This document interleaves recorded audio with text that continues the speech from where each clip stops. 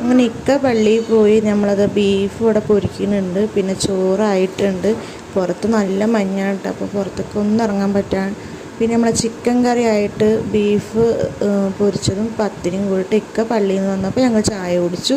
പിന്നെ മിന്നൂസിന് കുറച്ച് ക്യൂട്ട്നെസ്സൊക്കെ കണ്ടിട്ടിട്ട് നല്ല ആറ്റിറ്റ്യൂഡൊക്കെ ഇട്ടിട്ട് അങ്ങനെ കുറച്ച് വീഡിയോസൊക്കെ എടുത്ത് ഫോട്ടോ പണി മിന്നൂസ് തുടങ്ങിയിട്ടുണ്ട് കേട്ടോ. പിന്നെ ഇന്നത്തെ സ്പെഷ്യൽ നമ്മളെ മത്തയും പയറും ഉപ്പേരിയും മോര് കാച്ചിയതാണ് കേട്ടത്. പിന്നെ നമുക്ക് ബീഫ് പൊരിച്ചതുണ്ട് കേട്ടോ. നല്ല അടിപൊളിയായി ബീഫ് നല്ല അടുപ്പത്തിട്ട് ഇങ്ങനെ പൊരിച്ചെടുത്തിട്ടുണ്ട്. പിന്നെ പപ്പടമുണ്ട്, ഇഞ്ചിപ്പുളി ഉണ്ട്. പിന്നെ നമ്മൾ കറി ഉണ്ടാക്കിയിരിക്കുന്നത് ചിക്കൻ ആട്ടോ. ചിക്കൻ കറി വെച്ചിട്ടുണ്ട്, നല്ല അടിപൊളിയായിട്ട് കറി വെച്ചിട്ടുണ്ട്. പിന്നെ ഉച്ചക്ക് ചോറ് കഴിച്ച് കഴിഞ്ഞാൽ ഒരു മധുരം കഴിക്കണ്ടേ, അപ്പോൾ ലേശം പായസം ഉണ്ടാക്കാൻ വെച്ചു. ഇതാണ് എൻ്റെ പെരുന്നാക്കോടി.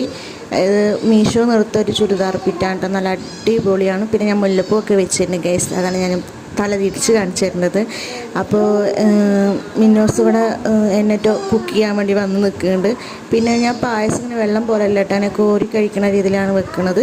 അപ്പോൾ എല്ലാവർക്കും എൻ്റെ ചുരിദാർ ഇഷ്ടപ്പെട്ടെങ്കിൽ കമൻറ്റ്. ഞാൻ വേണമെങ്കിൽ ഇത് ലിങ്ക് വേണമെങ്കിൽ ഇടുന്നുണ്ട്. നല്ല അടിപൊളി ചുരിദാറാണ്. പിന്നെ എൻ്റെ മുഖത്ത് നല്ല കുരിയൊക്കെ വന്നിട്ടുണ്ട് ഗൈസ്.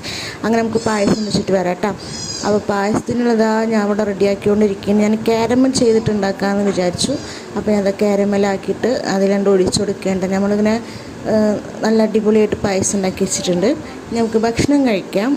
അപ്പം ഞാൻ അതൊക്കെ ടേബിളുമ്മ കൊടുത്ത് നിരനിരയായിട്ട് കൊടുന്ന് വെച്ചിട്ടുണ്ട്. അപ്പോൾ ഇക്കയും മോളും കൂടിയിട്ടാണ് വിളമ്പണത്. അപ്പോൾ നമ്മൾ വായൻ്റെലാണ് കഴിക്കുന്നത്.